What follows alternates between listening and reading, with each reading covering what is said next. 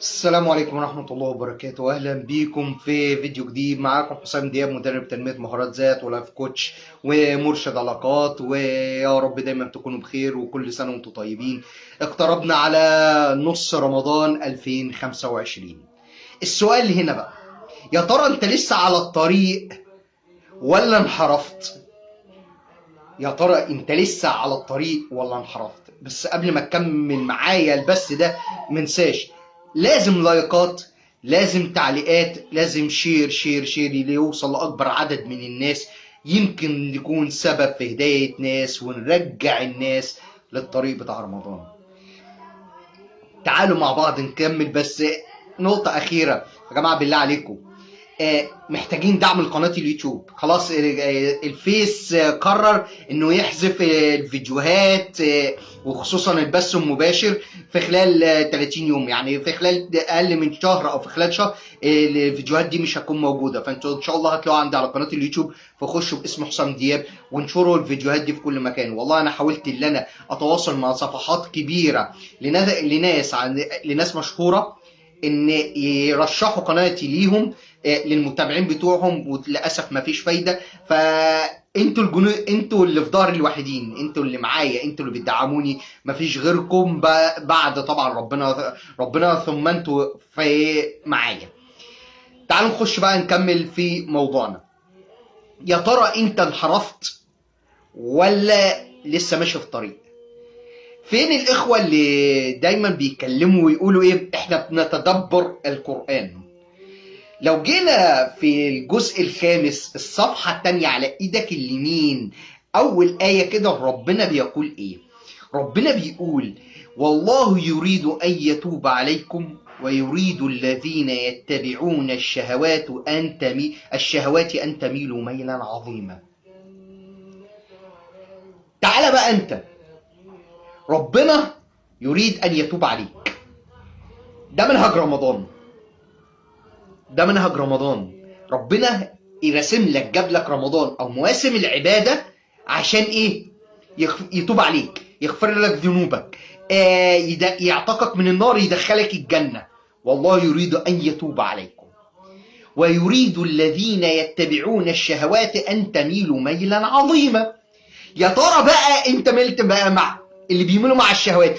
يا لا، انتوا متخيلين ربنا بيقول لك ايه؟ مش تميلوا بس، لا، ده انت تميلوا ميل عظيم. انتوا انحرفتوا عن الطريق بشكل كامل، انحرافكم عن الطريق بشكل كامل. بتوع الافلام، بتوع المسلسلات والبرامج اللي في رمضان، وايه اخبار بتوع الكوره والاهلي والزمالك واللي عمالين يشتموا في بعض ويشككوا في ذمم الناس وينتهكوا. يعني عايز اقول لكم انتوا ليكوا احكام شرعيه كده، كوارث سودة، كوارث سودة.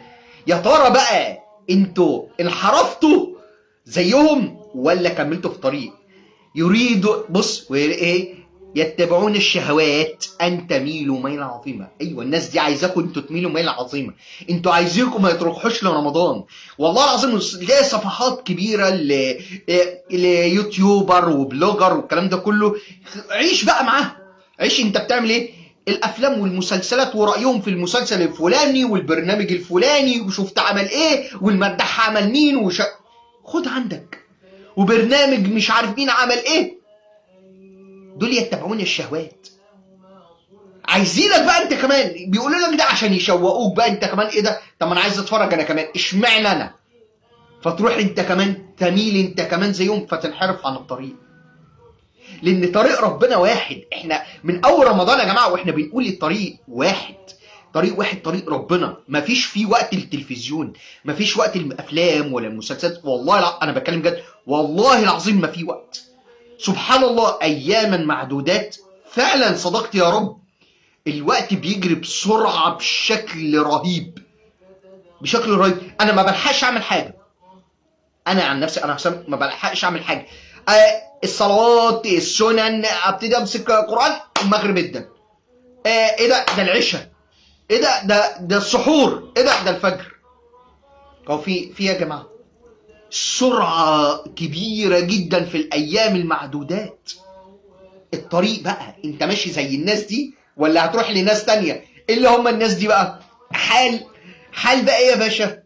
حال بالظبط الصالحين، حال الناس اللي عايزة آخرة، حال الناس اللي عايزة التوبة والمغفرة والعتق من النار.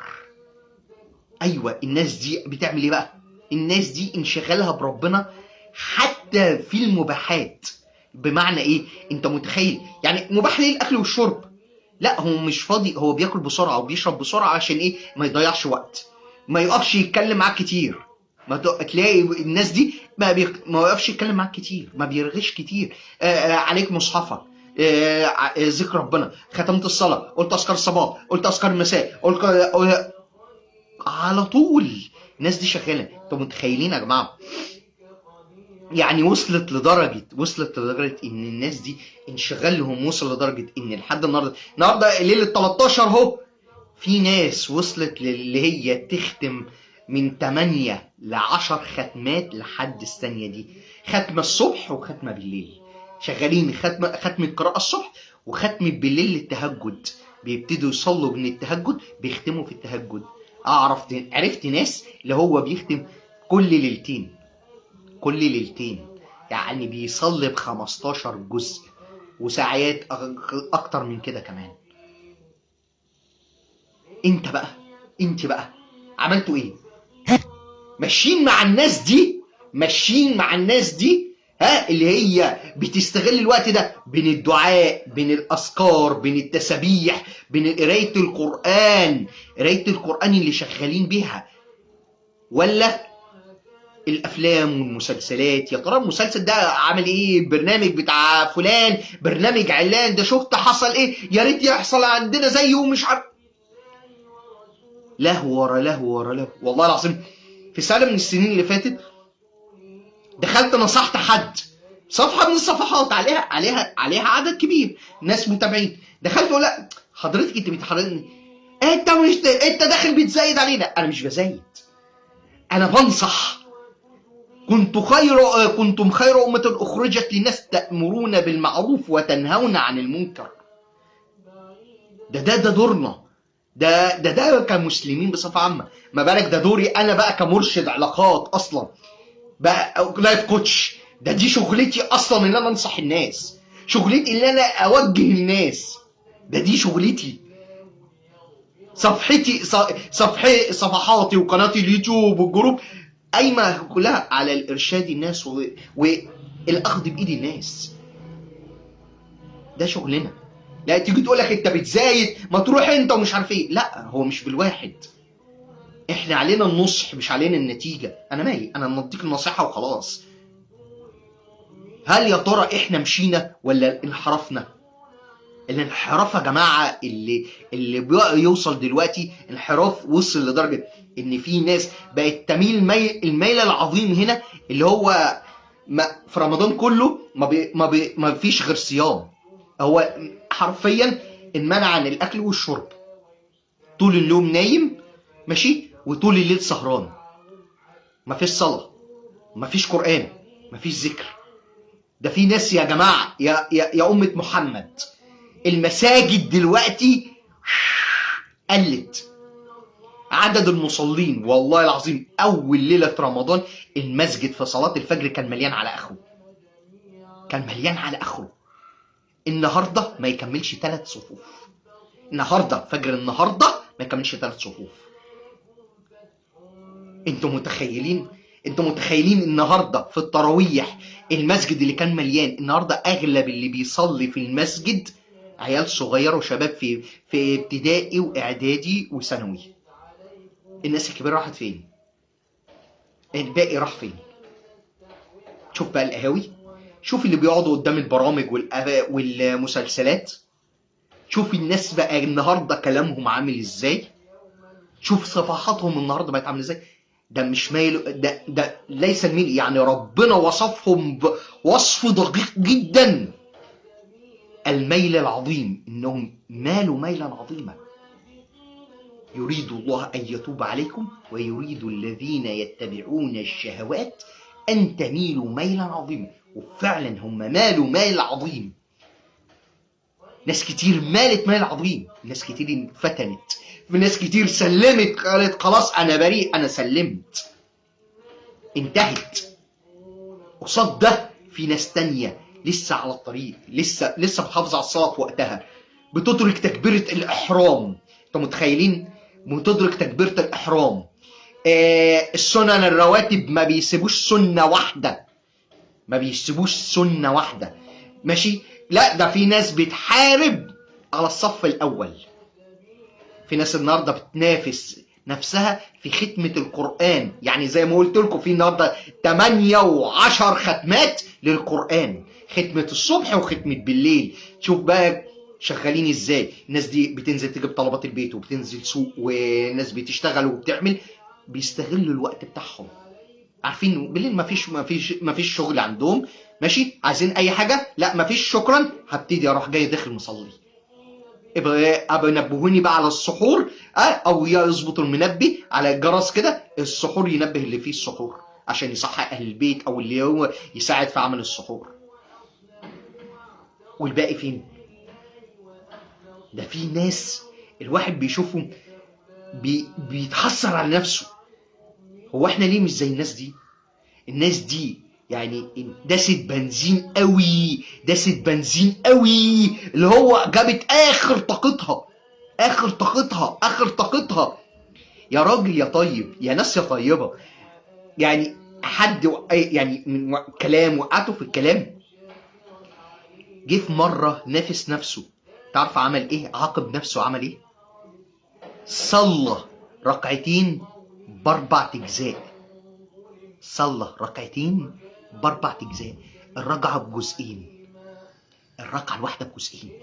يعني لو بيقرا مثلا ربع ساعه، الجزء بياخد منه ربع ساعه، واقف نص ساعه في الركعه، واقف نص ساعه في ركعه، 4 اجزاء، ساعه كامله واقف بيصلي تهجد.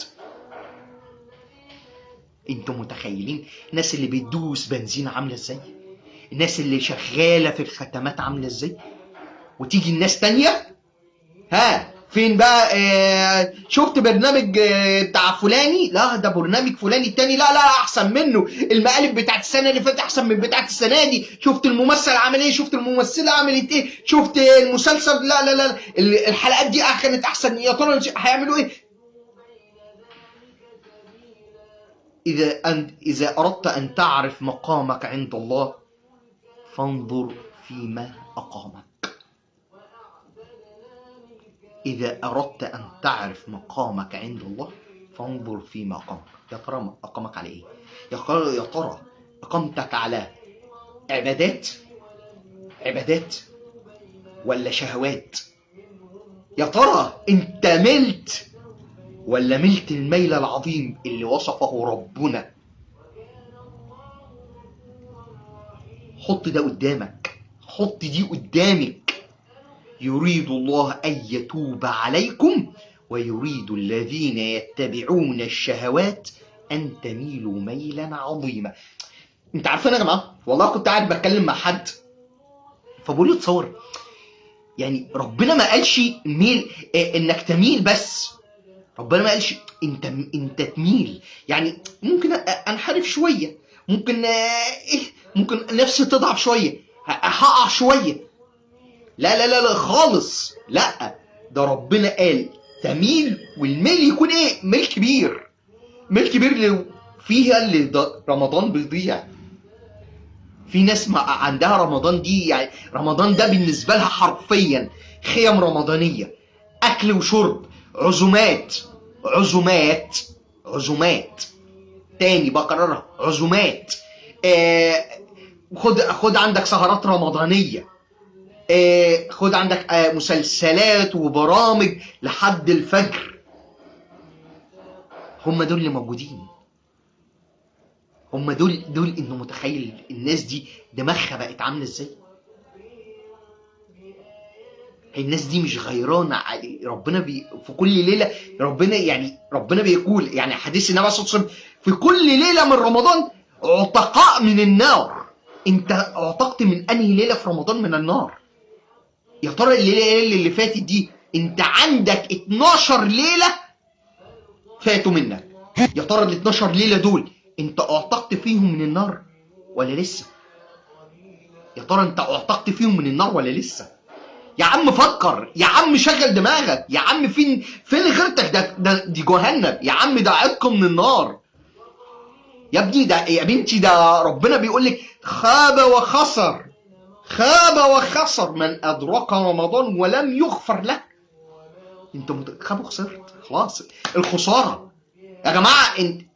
لو انت بتتكلم للناس، انا في الفيديو اللي قبل كده قلت، لما قلت فيه هتختم ختمه، الناس اللي بتقول لك انا هختم هي ختمه واحده ولا ختمتين، انا بتدبر. انت لو بتتدبر ايات القران فعلا، انت لو ايات القران فعلا، انت هتلاقي ايات بتقف عندها. يعني الايه دي وتميل ميلا عظيمه دي انا واقف عندها. يا ربي انت وصفت وصف مرعب، وصف مرعب، لان الناس دي فعلا خلتنا او خلت نسبة كبيرة من للأسف المسلمين يميلوا الميل العظيم، اللي هم ينحرفوا عن رمضان، ينحرفوا عن اللي ربنا بيقول عليه واللي ربنا يريده مننا. يريد الله ان يتوب عليكم. يا ترى انت كم توبة انت بتوبها في اليوم؟ يا ترى انت بتعمل ايه في رمضان؟ انت بتشتغل ازاي في رمضان؟ انت بتشتغل ازاي على نفسك في رمضان؟ انت بتسعى لتزكية نفسك ازاي؟ انت بتجاهد نفسك ازاي؟ يا جماعة بصوا، مفيش حد مش هيقع في رمضان تعالى الا من رحم ربي. هتغلط، هتغلط، هتقع في معاصي، هتقع في معاصي، بس كمل. خلاص انت وقعت، نفض هدومك بسرعة، انت مفيش وقت، ان الدنيا مش هتروح. خلاص انت غلطت، عملت الذنب، عملت المعصية، قوم صلي صلاة توبة والحق نفسك، كمل. الحق نفسك كمل، ما تقفش. في ناس بتقف بتقول خلاص انا كده رمضان عدى عليا لمجرد انه غلط غلطة او عمل ذنب. كمل كمل، رمضان لسه موجود، لسه بقية اليوم شغال. يعني انت متخيل انت دلوقتي عملت معصية النهارده اهو، انت عملت معصية، انت لسه في بداية الليل، يا باشا كمل عبادتك يا باشا، عليك بالتوبة وانجز. انت الله اعلم بقيت ليلك ده انت ممكن يعوضك عن الجزئيه اللي انت فيها دي، ويمكن الذنب ده هو اللي يحرقك قوي، فانت تشد في العباده قوي، فالذنب ده اللي يدخلك الجنه. شد بقى، دوس بنزين على الاخر، دوس بكل قوتك. انت خلاص، انت ما قدامكش حل تاني. ايام بسيطه ورمضان هتلاقيه خلص، والعيد هتيجي وانت لسه ما عملتش حاجه. ده رمضان راح مني، ده انا ما عملتش حاجه، ده انا ما قدمتش حاجه. ابتدي اشتغل، ابتدي اسعى، ابتدي طور، ابتدي اشتغل على نفسك في عباداتك. اول العبادات حافظ على الصلاه في وقتها، سنن رواتب، قيام الليل اللي هو بنقول عليها التهجد. يلا قوم تهجد من دلوقتي، ابتدي اشتغل على التهجد، قوم صلي بالقرآن، قوم صلي لك كده، قول صلي لك كده، قول 7 8 10 ركعات، قوم يعني لو خدت مثلا كل صفحتين 3 صفح في الركعة، انت ممكن تجيب جزء قرآن وتقعد تقرا كده تختم. انا قلت لكم المره اللي فاتت احنا بنبرر لنفسنا حاجات عشان لما تيجي تقول ما انا عندي وقت فاضي، انا في الوقت الفاضي ده هقعد اتفرج. لا، الوقت ده انت تسعى فيه لربنا، الوقت ده انت تجتهد فيه بالعباده اكتر. خلي ربنا يراك ويشوف فيك الخير، يشوف قلبك وهو محروق على العباده، محروق على الدين، محروق على الوقت اللي بيضيع منك، من عمرك اللي بيضيع هباء. ما تشغلش دماغك انت هتاكل ايه والحلويات عامله ازاي، الكنافه والقطايف والبسبوسه لا. الواحد لما بنزل اشتري سحور بشوف الناس في الشوارع، ايه يا عم في ايه؟ ولا اكني في رمضان ولا اكني في اي حاجه. لبس البنات بقى زي ما هو ويمكن اسوأ كمان. ده الاسوأ بقى ايه؟ العبايات اللي بيلبسوها، العبايات السمراء المجسمه للجسم، اللي هي حرفيا عباره عن تبرج، هي زينه في حد ذاتها، اللي هي حرام اصلا.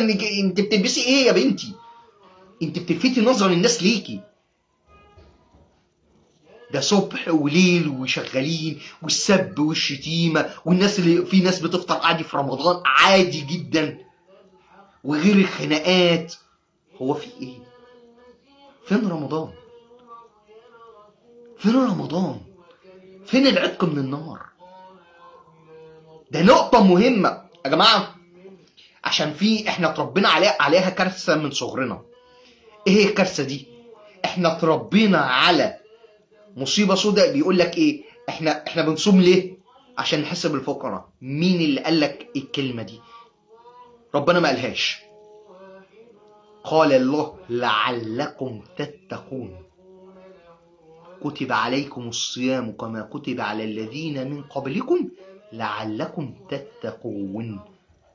الهدف من الصيام التقوى، مش هدف الصيام اللي انا احس مش عارف ايه. لا يا بابا، انا عشان التقوى. هل من صيامنا ده، هل صيامك ده يوصلك للتقوى؟ هل صيامك ده يوصلك للتقوى؟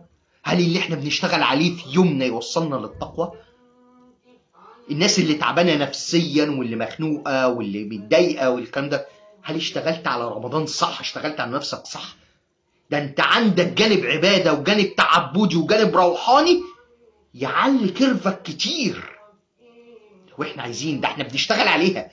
انا واحد من ضمن الناس بشتغل على فكره العباده، انك تجتهد في عباداتك عشان تبقى جزء وعامل مهم جدا وجانب مهم جدا في الصحه النفسيه. فين شغلنا؟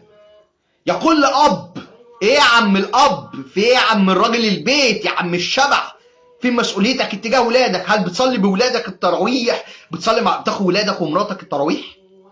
هل بتصلي انت ومراتك وولادك التهجد تقوموا تقوموا الليل سوا؟ هل بتقعدوا جلسه قرايه قران انتوا كلكم جماعيه؟ يا ست الزوجه، بدل ما تقضيها طول اليوم اكل وشرب وحلويات، فين قرانك؟ هل خدتي حد من ولادك كده؟ تعالي نقعد نقرا قران انا وانتي؟ تعالي خدتي جوزك، جربتي تقولي لجوزك تعالى اقعد علمنا قران واقعد صحح لنا قران، تعالى نقعد نقرا قران سوا؟ هو ده اللي احنا بنتجمع عليه. العيله بنتجمع على العبادات، مش بنتجمع قصاد التلفزيون والمسلسل والبرنامج عشان نقعد نضحك ونهيص. انت هتضحك النهارده لكن بكره هتندم، بكره هتعيط.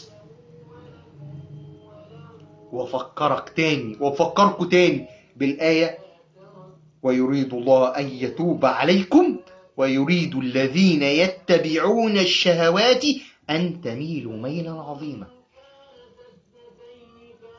انت بقى ملت ولا بتميل ولا فين؟ طب ما ترجع، الفرصة لسه قدامك، ما ترجع يا جماعة. ده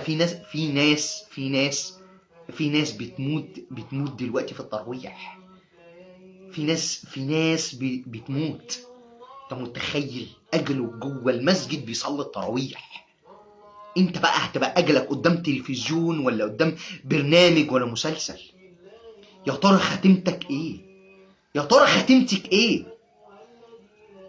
الناس اللي بتقولك انت مالك ومالكش دعوه وبتزايد والكلام ده كله، يا باشا احنا علينا دورنا النصح، دورنا التذكير. قال الله: فذكر انما انت مذكر لست عليهم بمسيطر. وفي الصفحه اللي بعدها على طول سبحان الله: فذكر إن نفعت الذكرى سيذكر من يخشى ويتجنبها الأشقى الذي يصلى النار الكبرى. ده دورنا اللي احنا بنذكر الناس. انت دورك انت كمان، انت تشتغل على نفسك وذكر صاحبك. يا عم شيره، اديله الفيديو ده، قول له اتفرج على الفيديو ده. يا عم تعال ندعم ده. يعني انا كنت والله العظيم، ويمكن دي اخر هقفل بيها، وكنت عايز وانا هحاول اعمل لها فيديو لوحده الخاص بيها لوحده. سبحان الله، احنا بنشتغل على الباطل وبنترك الحق. ازاي؟ يعني ايه الكلام ده؟ بمعنى احنا بنشوف فيديوهات وصور وبوستات احنا شايفينها اللي هي ما تنفعش ووحشه واسفاف وابتذال. تلاقي فيديو واحده طالعه بترقص وواحد طالع مع مراته ومش عارف بيعملوا ايه والكلام ده كله.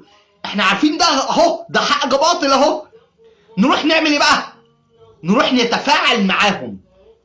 فنعمل ايه؟ نكبر الفيديوهات، نكبر الصفحه، نكبر الحاجات دي، لان لوغاريتمات الفيس او السوشيال ميديا بصفه عامه اي تفاعل مع الحاجات دي ماشي، بيكبرها، بيرشح عدد اكبر من الناس، فناس تخش تشوف، فعدد يكبر، فتلاقي تعليقات شتيمه، تعليقات تهزيء، تعليقات اتقوا الله، تعليقات الكلام ده كله. لا، انت اميت الباطل بالسكوت عنه.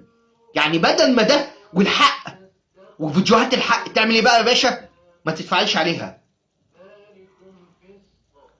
اللي هي المفروض اصلا انك تتفاعل معاها. يا عم اتفاعل بتعليق، يا عم اتفاعل بلايك. التعليقات واللايك والشير اللي انت بتعمله عندها ليهم دول، هم دول اللي بيوصلوا الموضوع لناس تانية. لان لوغاريتمات السوشيال ميديا كده، التفاعل مع الفيديو سواء حلو او وحش بيعليه، بيخليه يوصل لعدد اكبر من الناس. طب وعدم التفاعل بيموته.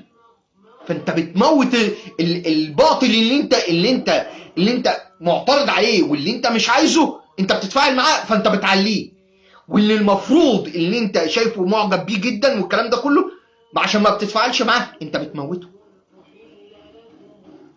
زي صفحتنا كده، هي بتموت لوحدها.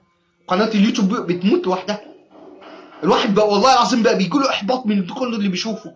خش على الفيس، اخش على اليوتيوب، الاقي فيه فيديوهات فعلا والله بجد. الواحد الاقي يترشح لي فيديوهات وريلز والكلام ده كله، حاجات تافهه. عدد المشاهدات، عدد الشير، عدد التعليقات، صدمه. وخش على فيديوهات تانية والله، صفحات لناس قفلت صفحاتها، قفلتها. صفحات اتقفلت، صفحات جالها بلوك، صفحات يعني قنوات اتقفلت. والله قنوات اتقفلت قدامي، قنوات اتقفلت، قنوات اتوقفت نشاطاتها. بسبب ايه؟ مع انها كانت بتدي محتوى ما فيش عليها مشاهدات. الناس استسلمت.